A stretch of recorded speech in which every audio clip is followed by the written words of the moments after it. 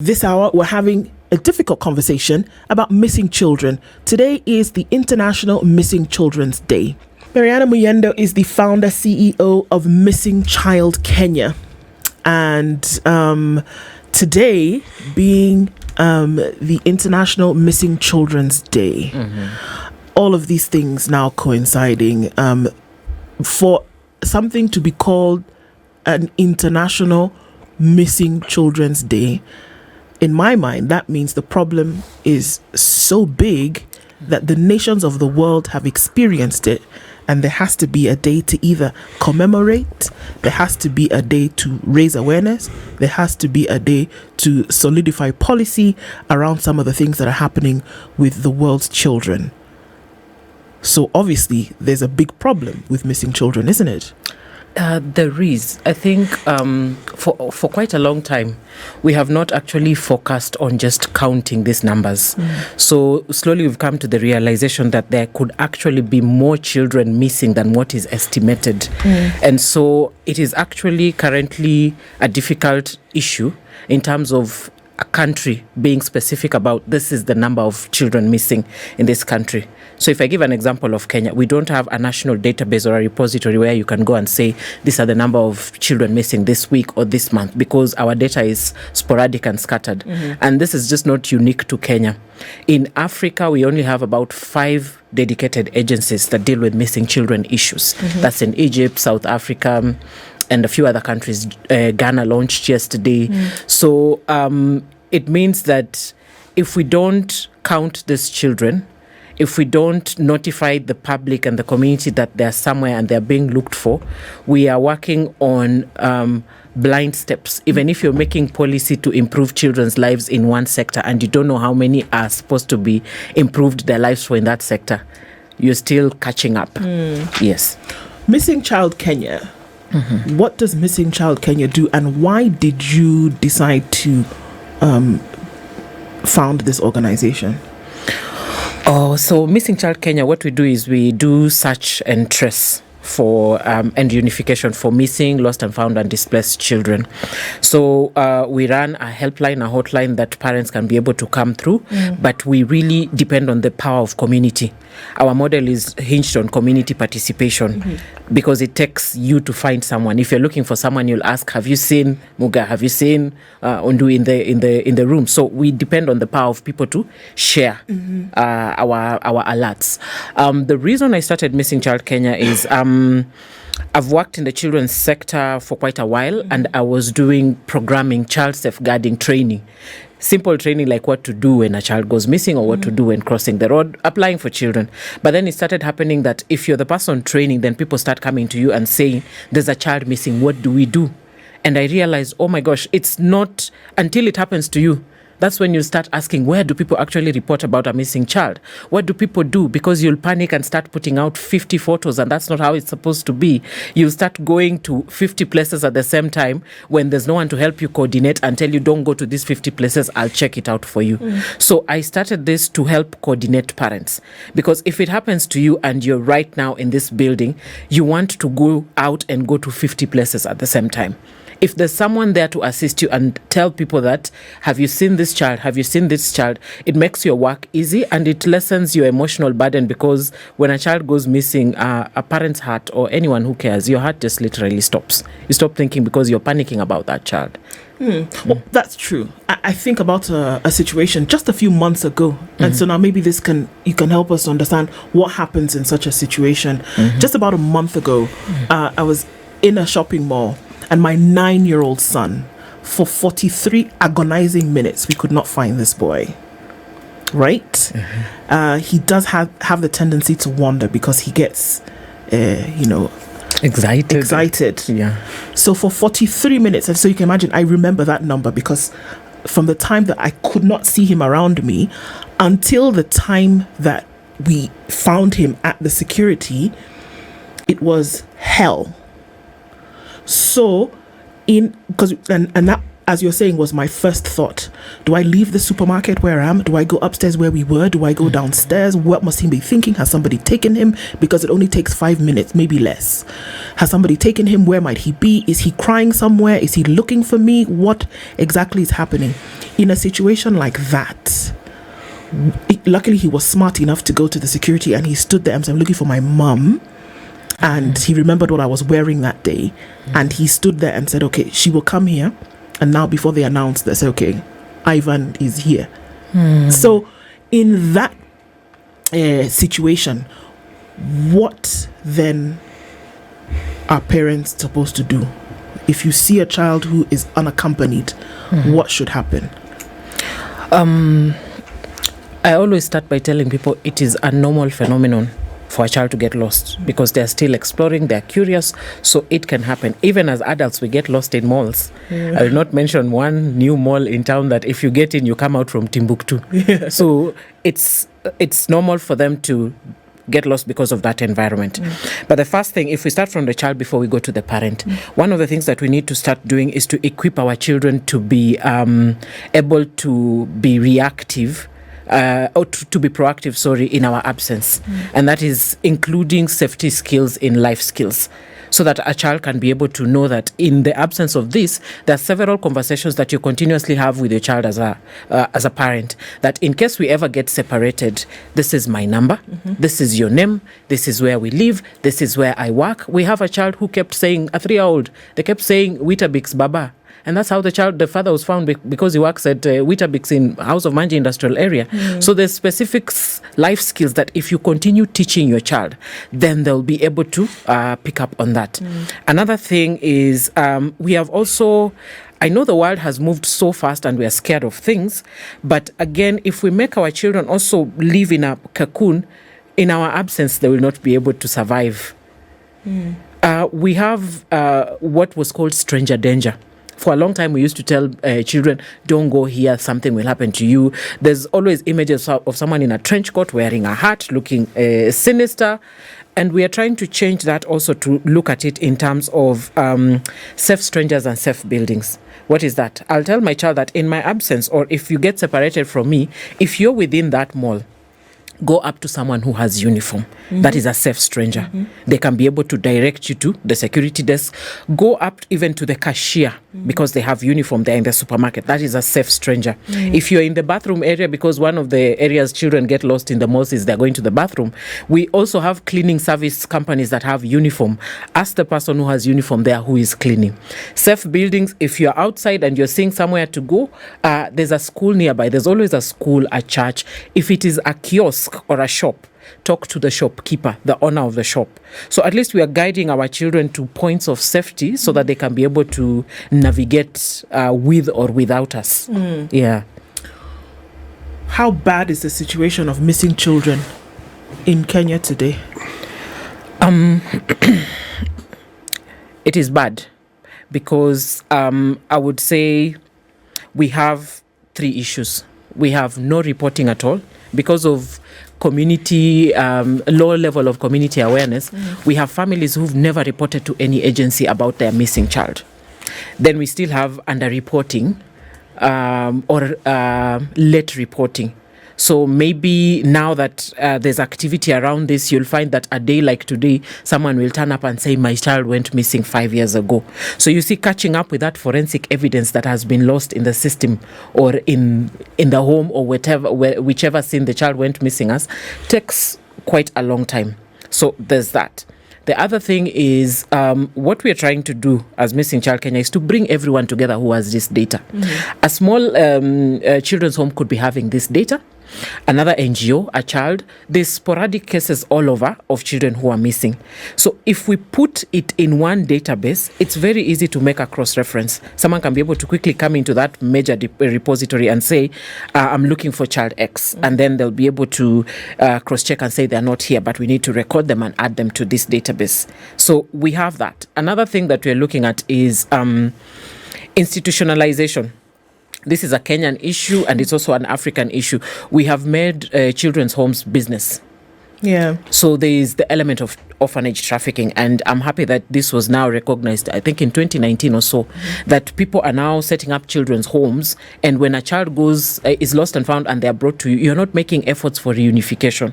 You're keeping these children so that you can continue getting funding. Yes. And you see, the child's best place is with family. So also that, in terms of sensitizing institutions, that a child's best place is with family or kinship, unless the circumstance is that the only place they can be is in that institution. So we have a myriad of issues that are contributing to this, but the problem is we need to consolidate these numbers. We need to record these case files in a manner that an image is very important. Technology has come to help us in a lot of ways. If we can use technology and use the power it gives us, we'll be able to have more reunifications. Families will be together, and essentially that's the best place a child can be at, with family. Yeah. When you say missing child, missing children, what really do you mean? So, first, a child legally below 18 years old. So that is 17 downwards, because when you get to 18 now, you get your ID legally as a Kenyan. So we are looking at what is the statutory or the legal definition of who a child is. So that is a person under 18 years old. Now, a missing child, again, what is making a lot of people confused globally, and what a lot of countries are trying to do, is to consolidate a definition of who missing is. But what we have simplified is a child that is away from home, like parent, guardianship, or institution. Their whereabouts are unknown. Because if I live, let's say if I'm your daughter, then you're my custodian. If I live in a children's home, that children's home is my custody. If I live with a parent or a guardian that is taking care of me, and now my whereabouts are unknown, then you're missing. Okay. Because nobody. For how long though, Maryana? The how long question is one of the things that I am really fighting to put out there. Legally, we have a definition for how long it should take to report a missing adult. That is 48 hours. And if we apply this for a child, then it is very, very dangerous. Because the first 48 hours are very important when a child is in a crisis. And so we are trying to say that as soon as a child goes missing, you should go to a police station, you should go to an administrative place, a children's office, report, and you should get an OB number to record that. There's two different things here. As soon as a child goes missing, or as soon as you cannot find a child. Yes, so as soon as, because not finding the child comes with the realization that now they're missing. Okay. Right? So you might not be able to know. Sometimes as a parent, you could be at work or somewhere, and then by evening or by afternoon, late afternoon, when the people at home are looking for the child, if it's a young child or they've not come through, is when you'll realize that the child is missing. Okay. So as soon as you realize that the child is missing, it's important to report, because 48 hours are given for adults because we assume that they have their own means of understanding and knowing where they are, and a circumstance or the other can happen for them to go missing and want to come back after 48 hours. But for children, it is very, very important, because if you look at it, try to do a quick calculation. Maybe, unfortunately, someone has taken a child and a car, this child is in a car. We're in Nairobi. A car moves at the speed of 80 kilometers per hour. Average, yeah. Yes, and they start heading towards Namanga, towards the border to go to Tanzania. If you wait for 48 hours, they'll be in another country. The child will be in Mozambique. Yes, in Mozambique, if you're waiting for 48 hours. Because the car is moving. So immediate reporting is what we are trying to look at in our community awareness. Yeah. For this to take place and for this to be a topical matter of discussion, it means that more and more incidences of children who qualify as missing keep occurring. Now, the information that you've gathered, what patterns become obvious in terms of, one, locations where children tend to go missing, events, environment in which children tend to go missing, family background, because when families report, you mentioned that they don't always report. why don't they always report? And when they report, what is it about the family background that when you now start investigating, you realize could be a contributory factor to the child going missing? And I'm talking about once you've given the threshold of 17 and below, a 15, 16 or 17-year-old child going missing is not the same as a 4-year-old, 5-year-old, or even up to 10. The circumstances that bring about this may of necessity not be the same. So, True. how do you break this down? How do you understand? How do you even explain it? So when I started out, I had about just 5 cases in 2016. I could not be able to relate the data and make use of that and give certain insights like now. Actually, our first annual report was in 2019 because we could have now a cumulative way to tell what is happening. I'll give an instance. If you notice, when schools close and open, we have a high number of teens and preteens going missing. We have tried to look at it. We have tried to relate it to academic pressure post-COVID, and also maybe the phenomenon of sometimes children do not want to be in a certain school, or there's also extended pressure between home and school that is giving a child pressure. Within urban areas, Nairobi, I can give an example. A high number of our children are from slum areas, the economically low, disadvantaged backgrounds.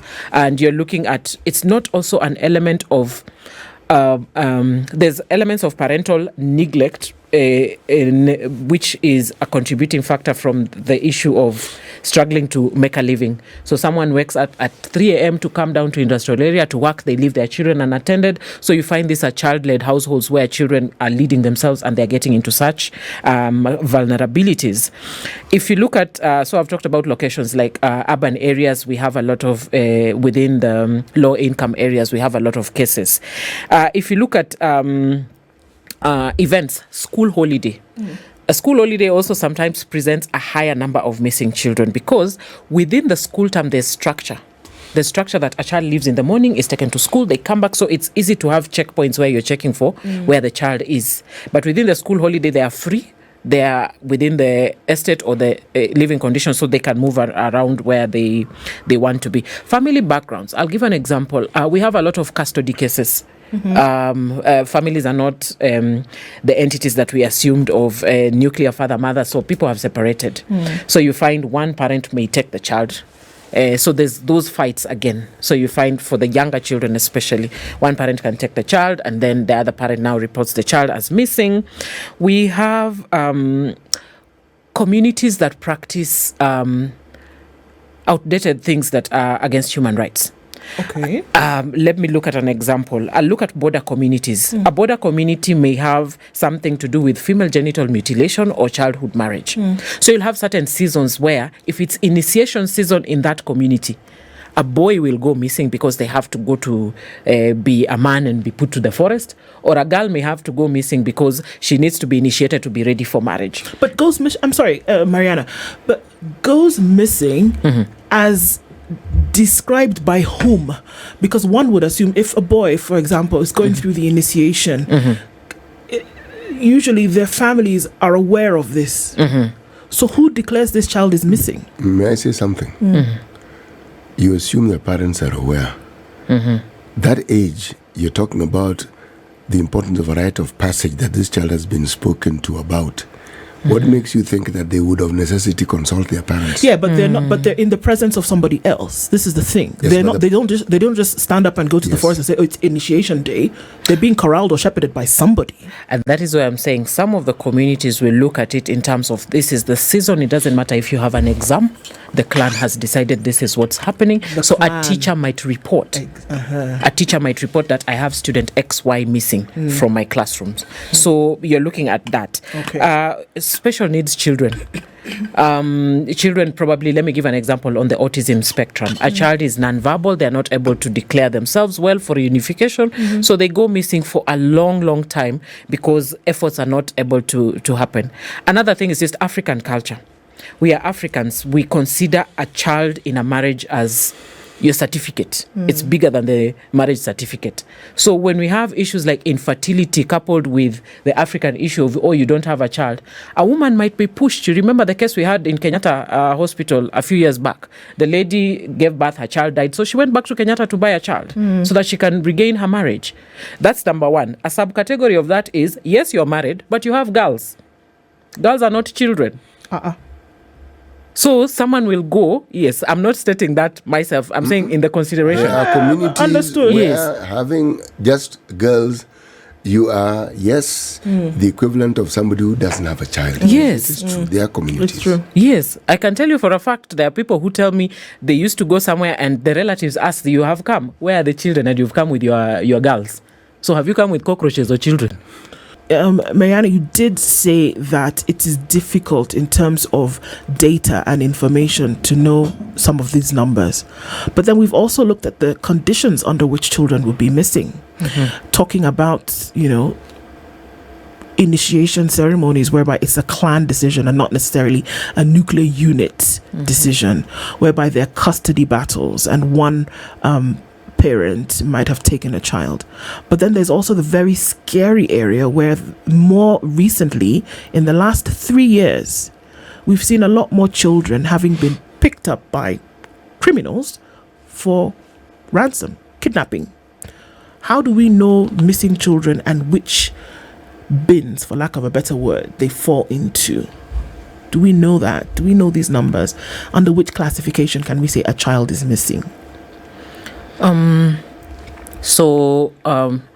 The general classification that we're using right now is based on, and I'm happy now the Children's Act was recently enacted. Yes. So it has added new spaces like the online exploitation issue that was not listed before, that a child could be online and they could talk to someone and they could take them away and then start asking for ransoms. Yes. So under that, there's a specific clause that says these are the children who are in need of care and protection. So it lists all these issues that I'm speaking about. It could be female genital mutilation, it could be child marriage, physical abuse, online exploitation, being denied education, being denied being denied health, being put in a cult, if we talk about the Shakahola issue. So that part within the Children's Act lists who a child in need of care and protection is. And so by looking at how we apply and make a description, you can be able to use that as a legal instrument to define who that is. Okay. And so the issue about data is, like I said, data is there, but it's in sporadic places. Currently, Missing Child Kenya has data that is specific to cases that we have worked with on the last 6 years. The Department of Children's Services has what is called the Child Protection, CPIMS, Child Protection Information Management System. They are also collecting such data. Okay. There's several NGOs and different partners on the ground that have issues that are trying to collect this data. So that is why we are looking at, I'm a member of what is called a technical working group. We're trying to bring all these people together with all your data so that we add it together and we say, realistically, in real time currently, these are the cases of FGM. In real time, these are the cases of kidnapping. In real time, these are the cases. So it's important that the data that is there, and my call to all partners today, if you're dealing with a child somewhere, they might come to a vulnerability that means they are missing. Please consolidate, give us that data, talk to us. We can be able to sit in this consortium and put this data together and help people make sense. So that even if your county is making a budget implication and they're saying our county has high cases of this and this, then how can we address this? Because policy or planning would need a budget. Yes. Without data, then you can either under budget or over budget or just budget for a phantom. So it's important that we put these numbers together and they help people to do what needs to happen. So I'll give an example of the current numbers that we had. Yeah. At Missing Child Kenya, when I started in 2016, like I said, we had about 5 or so cases in that year. And I think reported. Yeah. And I'm grateful to you that I think you spoke to us about 2016 or 2017. You were keen on this issue, and I think you spoke to us then, even when the data was very, very sporadic. But if I look at my current numbers, 1,548 cases in total is what we have handled since 2016 up until December 2022. Out of these 1,052 children have been found and reunited with their families. And then 294 are still missing. Since 2016? Yes. 294 children are in our database. 151 are missing in terms of, it's a unique category. They're called lost and found. You find a child out there in the mall, like you said, then you take them to a police station, then they are committed to a children's home. So we are still looking for their family. Wow. So they have been committed to government institutions as we continue to do search and trace for family. Unfortunately, 28 children in the course of the last 6 years went missing, but were found deceased. So they died while they were missing. So those are the numbers I'm speaking of as an organization. The data that is also within the CPIMS also points to some numbers. We have about 20 organizations that are together. And actually, we are marking the day together today so that we can tell people that, look, this is a problem, and the more you feed us data, even citizen-generated data is very important. You, one case of your cousin, your brother, your sister, add it to that database. Just one child missing is one too many. The numbers that we see on social media, even today, on this feed, you will see a picture of a child last seen here. I mean, apart from the adults, you will always, every day here. Every day. I look at this feed here every day, and I see a child, 1 year old, 4-year-old, 10-year-old, some in school uniform. So they're being reported on a daily basis. These numbers don't all come to you. Not all of them actually come to me, and that's why I'm saying we need to create more awareness and consolidate. They might come to me, they might go to a police station, they might go to a chief's office, they might go to a nyumba kumi person, they might go to a church. So if we work on consolidating one place that we put this data, then it will make sense, because you'll find there's dual reporting. Sometimes I encounter a parent with 4 police station, 4 OB numbers. Ametoka Dandora, amekuja Kinyago, amekuja mpaka Buruburu. They have 4 OB numbers for the same child. So if we don't consolidate, then we have also replications within our data. Great. Are the agencies, sorry, Siti, you want to go ahead? Yes, I do.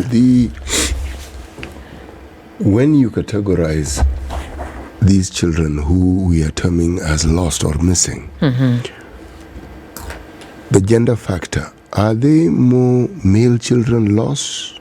Are they more female children lost? Are the numbers equal? The numbers are not equal. They vary because the gender factor also relates to the situation. So when you come to an issue like toddlers, 0 to 3, you'll find if a child is missing, the parent has declared them missing, most times you'll find we have a higher number of boys in that category. Like I said, due to our African issues, boys are more vulnerable because someone would want to steal a male child for family, for posterity. Insert air quotes. So that you'll find that is a unique factor.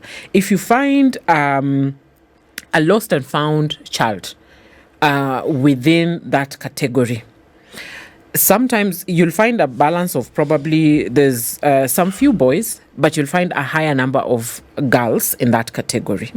Yes. What happens is, even at home when we grew up, we assigned roles in an African manner, isn't it? Your sisters did more responsibility that looked towards caregiving for you. So this child in the duty of caregiving may have been vulnerable and they went lost or they went missing. So you'll find a higher number of girls there.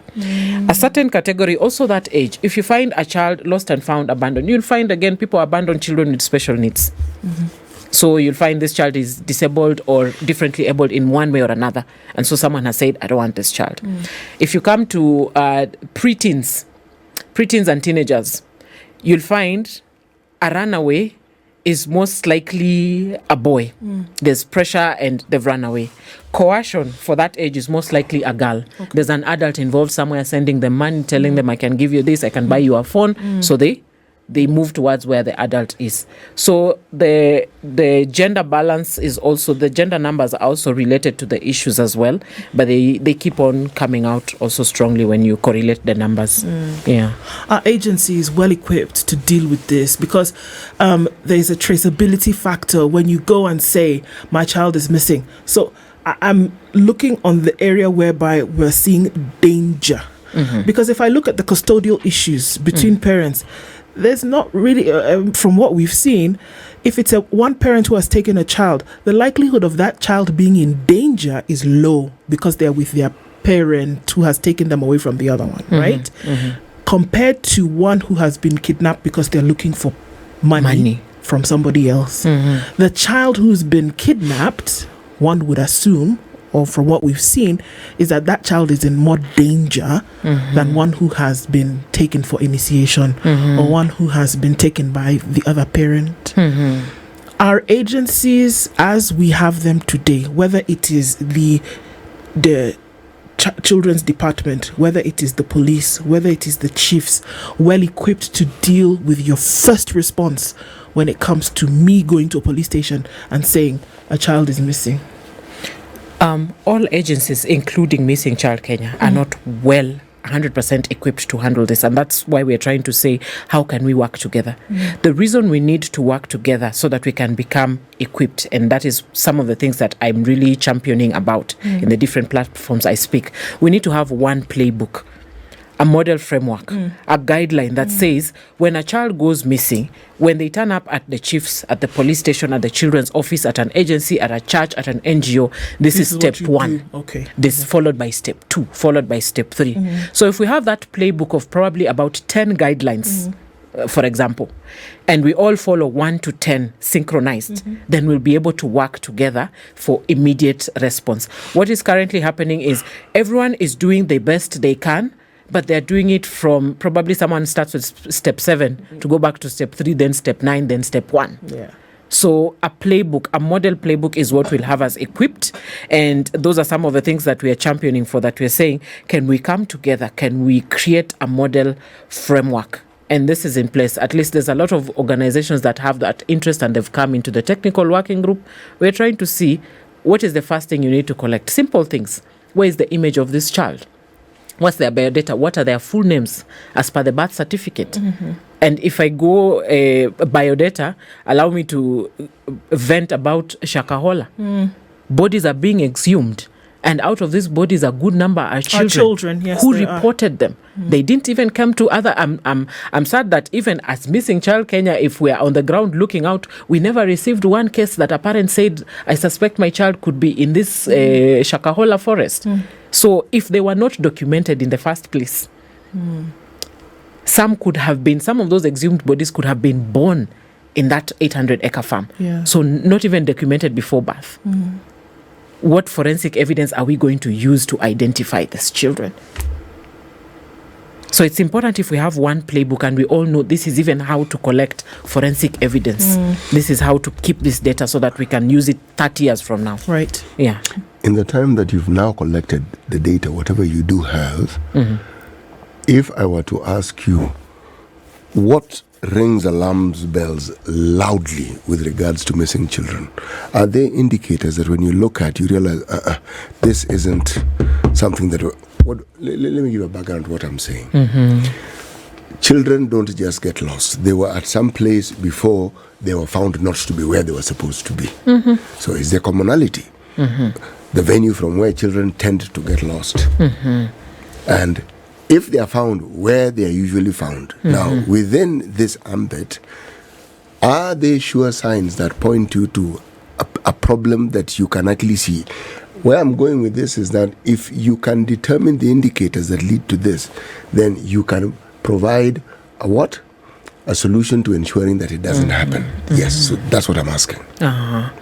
So child trafficking is there. Those are some of the things that come out strongly. Kenya is listed as a source, transit, and destination point. What does that mean?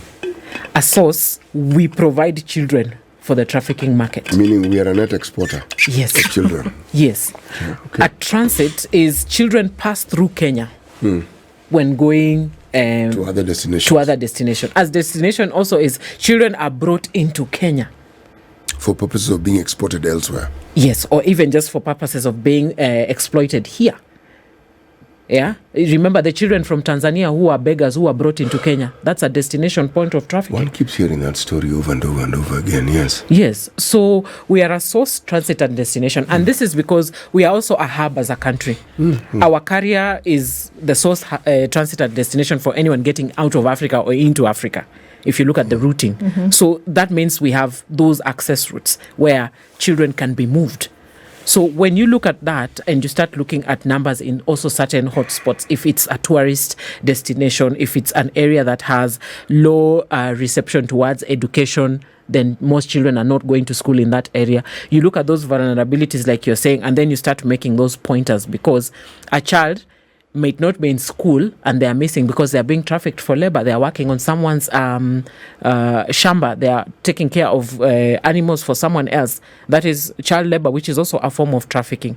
So those are some of the indicators that we have started seeing and looking at in terms of then how can we get into this particular community and educate them on the importance of keeping children in school.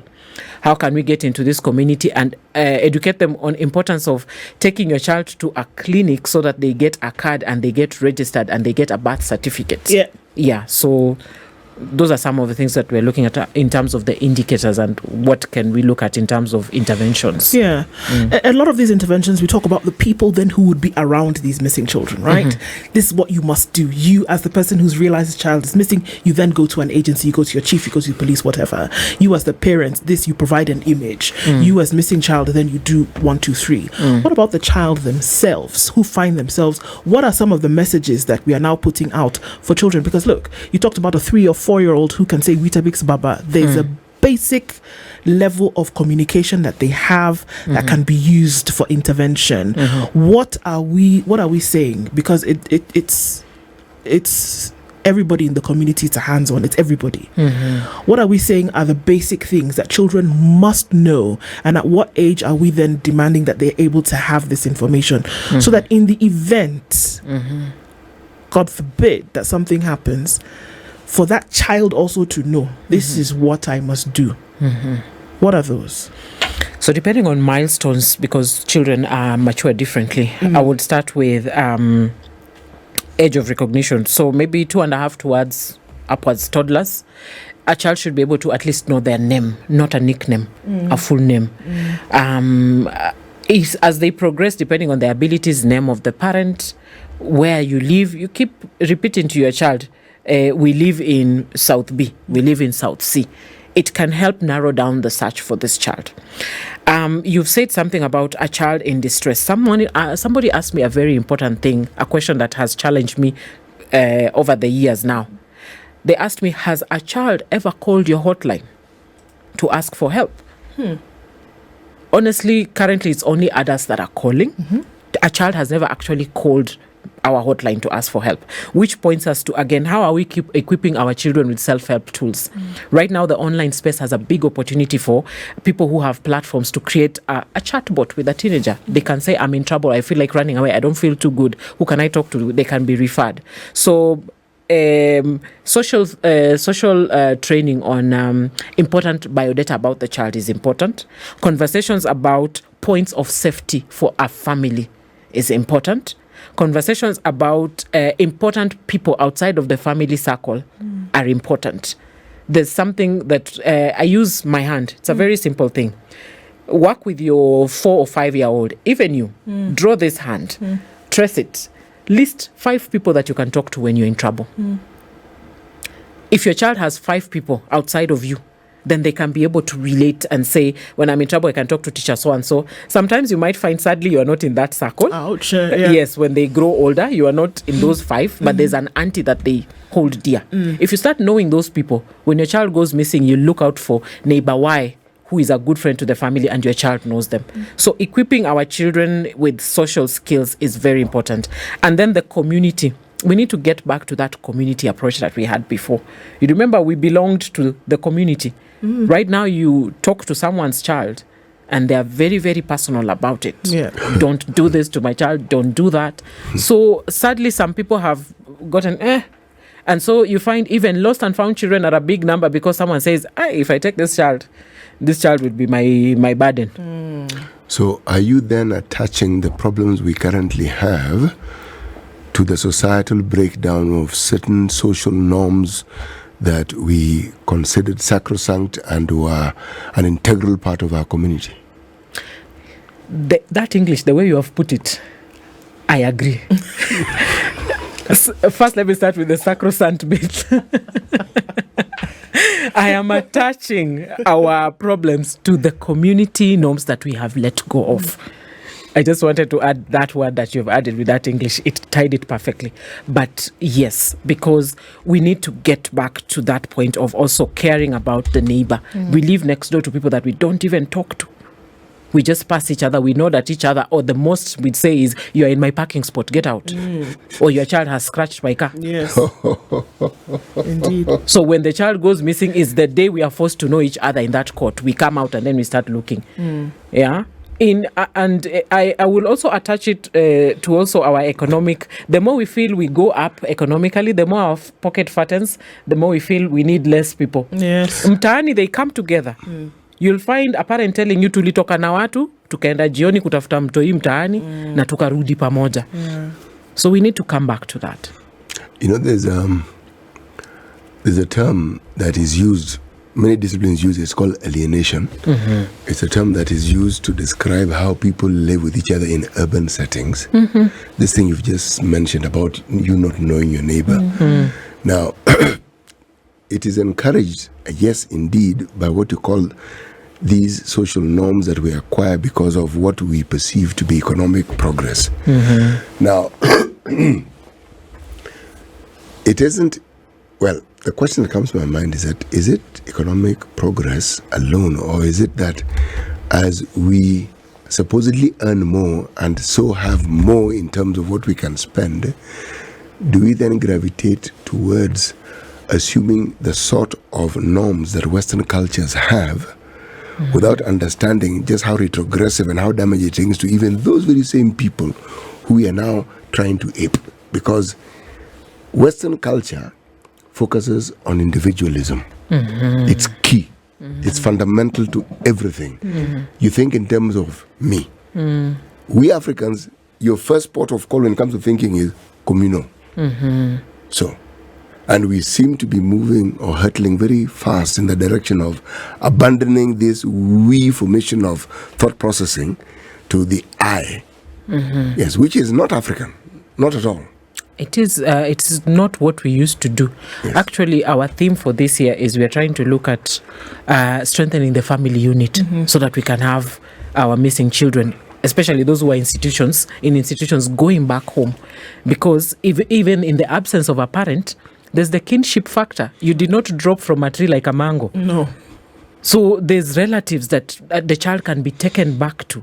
And so we are encouraging those people who are there as those relatives. There's no need of a child staying in an institution. Let's get back to those norms that are truly innate African, ours, that we can use to take care of our children, because they are what is our next generation. Yeah. Indeed. Today is International Missing Children's Day. Maryana Munyendo has been our guest this hour from Missing Child Kenya. And if anything, it has been more than informative and also a reminder about how we then need to go back to community. The number of children that go missing every day doesn't have to be. One child that goes missing, as you've said, is one child too many. For whatever reason. And the thing about this is that there's something we can do, there's something you can do, there's something I can do, even if it's just being aware of our surroundings. Thank you so much for being in the Situation Room this morning. And as we look at awareness on this day, hopefully by the time we chat again, it will be great that the numbers that we see have gone down and that the community engagement has gone up. Asante sana